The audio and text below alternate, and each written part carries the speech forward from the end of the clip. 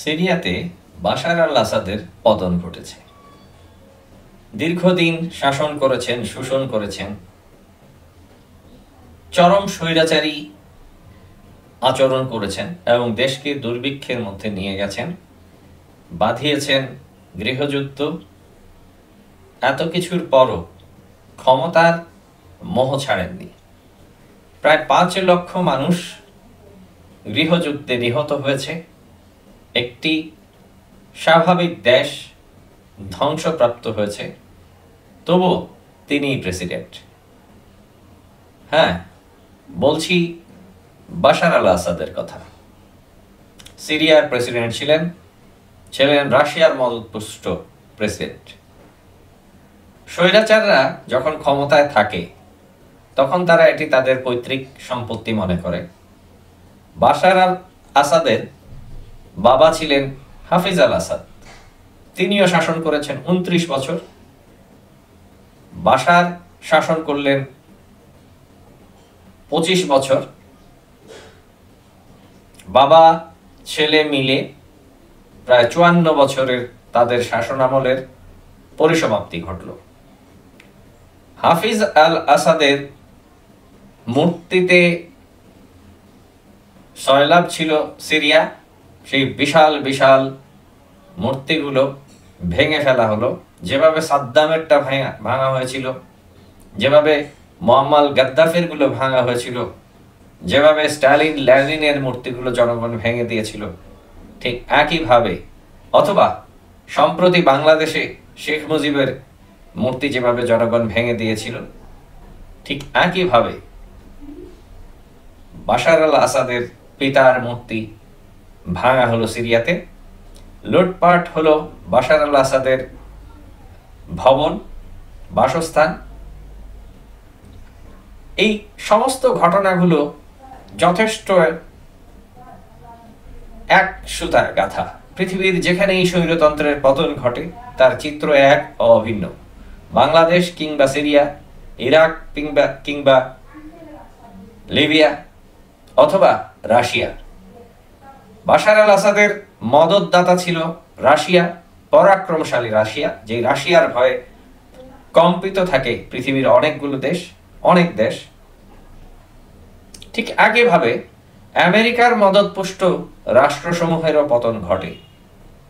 কোথাও কোনো স্বৈরাচার কোনোভাবেই কোনো পরাশক্তির ছত্র ছায়ায় থেকে কখনোই শেষ পর্যন্ত টিকে থাকতে পারে না, এবং যখন তাদের পতন হয় তার রূপ হয় খুবই ভয়ঙ্কর। পালিয়ে গেছেন বাশার আল আসাদ নিজস্ব জেট বিমানে। দেশের মানুষ না খেয়ে মরছে, দেশের মানুষ গৃহযুদ্ধে প্রায় 5 লক্ষ মানুষ ভাবা যায় মৃত্যুবরণ করেছেন। সেই দেশের প্রেসিডেন্টের রয়েছে পার্সোনাল জেট বিমান, সেটিতে তিনি পালিয়েছেন। আমাদের দেশেও সাম্প্রতিক সময়ে ছাত্র জনতার গণঅভ্যুত্থান হয়েছে। আমাদের রাষ্ট্রপ্রধান পালিয়েছেন দেশের একটি বিমানে করে। সেই বিমানটি আদৌ বাংলাদেশে ফেরত এসছে কিনা সেটিও জনগণ জানে না। আমি আশা করব ওই বিষয়ে রাষ্ট্রপক্ষ একটি বিবৃতি দেবেন। সেই বিমানটি করে বাংলাদেশের সাবেক রাষ্ট্রপ্রধান বাংলাদেশ থেকে ভারতে চলে গেছিলেন, সেটি আমাদের দেশে ফেরত এসেছে কিনা। পাশাপাশি এই যে স্বৈরাচারী শক্তি, অপশক্তি, এই অপশক্তির চেতনা থেকে অপশক্তির যেই রৌদ্ররূপ, যেই প্রলয়ঙ্কারী শক্তি তারা অর্জন করে, সেই শক্তি তাদের একমাত্র ভক্তিতুল্য জিনিস হয়ে ওঠে এবং তাদের রাষ্ট্রযন্ত্রকে পিষণ, লুণ্ঠন সবকিছু মাধ্যমে ক্রমান্বয়ে তারা আরো বেশি স্বৈরাচারী, আরো বেশি বিদ্বেষপরায়ণ হয়ে ওঠে। মানুষের কল্যাণ তো দূরে থাক, মানুষকে ধ্বংস করা, একটি দেশ ধ্বংস হয়ে গেল তারা পিছপা হয় না। তাদের ক্ষমতা চাই। সেই ক্ষমতার লোভে কখনো হাজার হাজার মানুষকে হত্যা করার হুকুম দেয় তারা, কখনো মানুষের উপর দিয়ে ট্যাঙ্ক চালিয়ে দেয়, কখনো মানুষকে গৃহযুদ্ধের দিকে ঠেলে দেয়। বাংলাদেশেও আসতে পারত একটি গৃহযুদ্ধ। 2014 সালের কথা মনে করুন, যারা তখন মোটামুটি বোধ সম্পন্ন ছিলেন, আজকের অনেক নতুন প্রজন্মের অনেকেই 2014 সালের ঘটনা বলতেও পারবেন না, কারণ তাদের বয়স কম ছিল। যাদের মোটামুটি বয়স ছিল তারা বলতে পারবেন 2014 সালে দেশে যেই অরাজকতা সৃষ্টি হয়েছিল, বিরোধী দলের আন্দোলন দমানোর নামে যেই নৈরাজ্য সৃষ্টি হয়েছিল, একদিকে ফাঁসি, একদিকে আন্দোলনের উপর গুলি চালানো, তারপরে পাড়ায় পাড়ায় তৎকালীন আওয়ামী লীগ শান্তি কমিটি গঠন করেছিল। শান্তি কমিটি নাম শুনলেই সেই পাকিস্তান আমলের শান্তি কমিটির কথা মনে পড়ে যায়, এবং অনেক মানুষের নাম সেই শান্তি কমিটি লিস্টেড করেছিল, এবং তারা থানা, পুলিশ অনেক কিছুতে আক্রান্ত হয়েছিলেন। 2014 সালের সেই ভয়াবহ স্মৃতি যাদের মনে আছে তারা ভালো করেই স্মরণ করতে পারবেন। আমি তখন ট্রমাতে চলে গেছিলাম। ওই সময়কার সংকটটা আমাকে এত বেশি নাড়া দিচ্ছিল, এত বেশি পীড়িত করছিল মানসিকভাবে, যে একটি দেশের জনগণ, একটি দেশের মানুষের অধিকার এভাবে ক্ষুণ্ণ করা হয়, এভাবে এই জঙ্গি, যাকে তাকে জঙ্গি উপাধি দেওয়া হতো। তখন পাঞ্জাবি পরে কেউ বেরোলে সে আক্রান্ত হতে পারত। আমি সিলেটের জিন্দাবাজারে গেছিলাম একদিন, সেখানে একজন স্কুল শিক্ষককে পাঞ্জাবি পরার অপরাধে তাকে কানে ধরে উঠবস করিয়েছিল মানুষ। সেই চিত্র কতটা ভয়ঙ্কর হতে পারে একটি সমাজে। সেই 2014 সালে বাংলাদেশের মানুষের যেই আন্তরিকতা, দেশপ্রেম, একমাত্র তারই জুড়ে বাংলাদেশ বেঁচে গেছিল একটি গৃহযুদ্ধ থেকে। অথবা এই জায়গায় যদি পৃথিবীর অন্য যে কোনো জাতি থাকতো, তাহলে অবশ্যই তারা গৃহযুদ্ধে আক্রান্ত হতো, যেমন সিরিয়াতে হচ্ছে, আরো বিভিন্ন দেশে হয়েছে, ইরাকে হয়েছে, লিবিয়াতে হয়েছে। আমাদের দেশের মানুষ সর্বান্তকরণে তার দেশপ্রেম দিয়ে অনেক নির্যাতন, অনেক জুলুম সয়েও তারা ওই ধরনের সংকট থেকে নিজেদের বাঁচিয়ে রেখেছেন। রাষ্ট্রপক্ষ চেয়েছিল, তৎকালীন সরকার চেয়েছিল বাংলাদেশে হয় তার সরকার থাকবে অথবা গৃহযুদ্ধ লাগুক, তাতেও কিছু যায় আসে না, এরকম একটি মনোভাব ছিল তখন। তারপর যখনই বিরোধী দল, দেশের মানুষ আন্দোলন করতে গেছে, তখন গুম, খুন, নানা কিছুর শিকার হয়েছে তারা। এভাবেই চললো দীর্ঘদিন।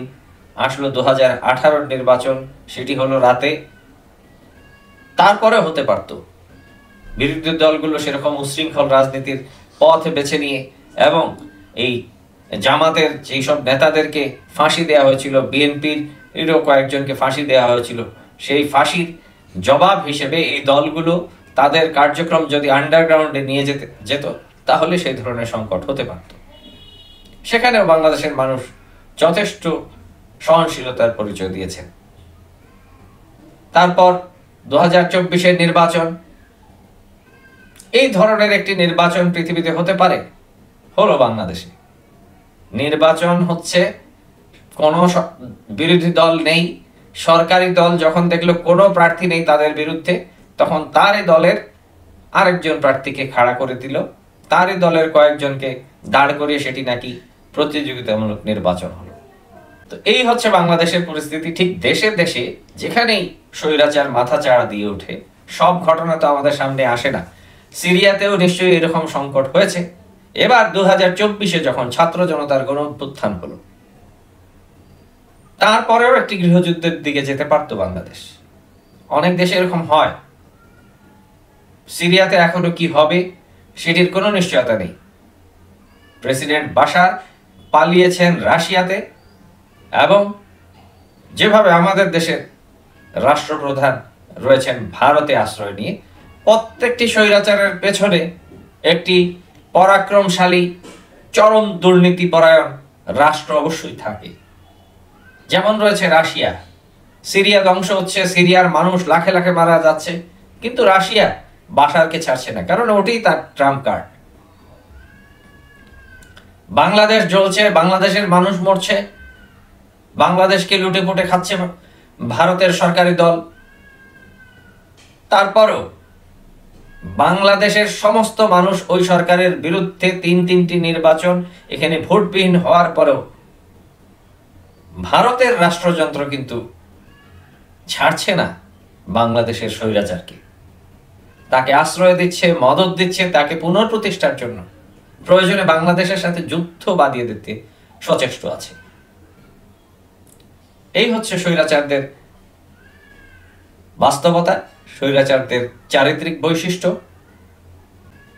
যে বৈপ্লবিক ছাত্র জনতার গণঅভ্যুত্থানের পরে যেই সংকট বাংলাদেশে সৃষ্টি হয়েছিল, বেশ ৩-৪ দিন সরকার ছিল না বাংলাদেশে এবং পুলিশবিহীন একটি রাষ্ট্র প্রায় মাসাধিক কাল কাটিয়েছে। এখনো পুলিশ এই দেশে স্বাভাবিক নয়। তারপরও বাংলাদেশের মানুষ যে ধৈর্যের পরিচয় দিয়েছে, যতটুকু বিশৃঙ্খলতা হয়েছে কিন্তু তারপরও যে পরিস্থিতি সামাল দিয়েছে দেশের মানুষ, এমনকি ভারতীয় আগ্রাসনের যে সাম্প্রতিক প্রচেষ্টা, মিডিয়া আগ্রাসন, যার মাধ্যমে প্রকৃত আগ্রাসনের একটি নীল নকশা তারা বাস্তবায়ন করার চিন্তা করছিল ভারতের বিজেপি সরকার। মূলত আমরা ভারত ভারত অনেক সময় বলি, তারাও বলবে বাংলাদেশ বাংলাদেশ, এটাই স্বাভাবিক, একটি দেশের নাম আসবে, কিন্তু আসলে ভারত রাষ্ট্র বা ভারতের জনগণ তো আমাদের শত্রু নয়। ভারত রাষ্ট্রের বর্তমান যে সরকার হিন্দুবাদী উগ্র বিজেপির কারণেই বাংলাদেশের রাজনীতি আজকে এত কঠিন একটি বাস্তবতার মধ্য দিয়ে গেছে এবং এখনো তারা বাংলাদেশকে পদানত করার চেষ্টা করছে। কিন্তু বাংলাদেশের মানুষ বিপ্লবী যে চেতনায় উদ্বুদ্ধ হয়ে ছাত্র জনতার গণঅভ্যুত্থান ঘটিয়েছে, সেটির ধারাবাহিকতায় বাংলাদেশকে ঐক্যবদ্ধভাবে এগিয়ে নিয়ে যাওয়ার জন্য বাংলাদেশের মানুষ সর্বান্তকরণে প্রতিজ্ঞাবদ্ধ। সে কারণে এখানে একটি গৃহযুদ্ধ থেকে বাংলাদেশের মানুষ দেশটাকে বাঁচাচ্ছে, নিজেরাও বাঁচতে পারছে। ভারত প্রাণান্তভাবে, বিজেপি প্রাণান্তভাবে বাংলাদেশে একটি হিন্দু মুসলিম দাঙ্গা বাঁধানোর সর্বাত্মক চেষ্টা চালিয়েছে, যেটি পৃথিবীর অন্য কোনো জায়গায় এত বিশাল আকারে আক্রমণাত্মক রূপে এই ধরনের পরিস্থিতি খুঁজে পাওয়া যায় না।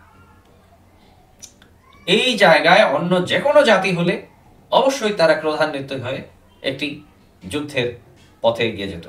বাংলাদেশের মানুষ যেটুকু তাদের বিশৃঙ্খলতা 5ই আগস্টের পরে হয়েছিল সেগুলো কাটিয়ে উঠতে পেরেছে ভারতের সব দলগুলোর যেই বাংলাদেশ বিরোধী প্রচারণা, সমস্ত মিডিয়া সমূহের যেই প্রচারণা এবং যেই আগ্রাসী মনোভাব, সেটি বুঝতে পেরে বাংলাদেশের মানুষ এখানে সর্বোচ্চ ত্যাগ স্বীকার করে বাংলাদেশে সম্প্রীতি এবং সৌহার্দ্য বজায় রেখে দেশকে বাঁচানোর জন্য প্রাণান্ত চেষ্টা চালিয়ে যাচ্ছে।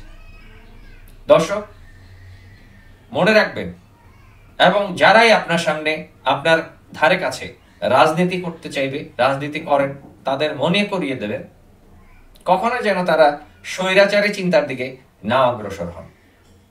স্বৈরাচার তাদের জন্যই বিপদ আনে, প্রথমে জাতির জন্য আনে, জাতি পিছিয়ে পড়ে, জাতির উন্নয়ন হয় না, জাতির মৌলিক কোনো উত্তরণ ঘটে না, জাতি নিষ্পেষিত হয়, লুণ্ঠিত হয় এই স্বৈরাচারের কারণে। এবং এভাবে চলতে থাকলে একসময় জাতি বিশাল ধরনের অর্থনৈতিক এবং সামাজিক নিরাপত্তাহীনতার মধ্য দিয়ে এগিয়ে যেতে থাকে। বর্তমান বাংলাদেশ সেরকম একটি সংকটের মধ্য দিয়ে এগিয়ে যাচ্ছে। সুতরাং আমাদের যে কোনো মূল্যে আমাদের দেশে কোনোভাবেই যেন আগামীতে আর কোনোদিন কোনো স্বৈরাচার মাথাচাড়া দিয়ে না উঠতে পারে, সেই প্রচেষ্টা আমাদের সজাগ থাকতে হবে এবং মনে রাখতে হবে মানুষ বলে কয়ে স্বৈরাচার হয় না। তার যে কোনো ব্যক্তি, যে কোনো রাষ্ট্রযন্ত্রে অধিষ্ঠিত ব্যক্তিরা ক্রমান্বয়ে মানুষের গণতান্ত্রিক অধিকার, ছোট ছোট অধিকার প্রথমে খর্ব করতে থাকে এবং তারপরে ক্রমান্বয়ে মানুষের মৌলিক অধিকার সমূহ খর্ব করতে করতে এমন একটি পর্যায় সৃষ্টি করে যে সেখানে আর কোনো গণতান্ত্রিক বাস্তবতা বহাল থাকে না। তখনই সেখানে একটি চরম স্বৈরাচারী ব্যবস্থা কায়েম হয় এবং তার মধ্য দিয়ে মানুষকে হত্যা, গুম, খুন, লুট, অত্রাজ এগুলো চলতে থাকে। দর্শক, ভালো থাকুন, সুস্থ থাকুন, নিরাপদ থাকুন এবং আমাদের চ্যানেলটি সাবস্ক্রাইব করে রাখুন।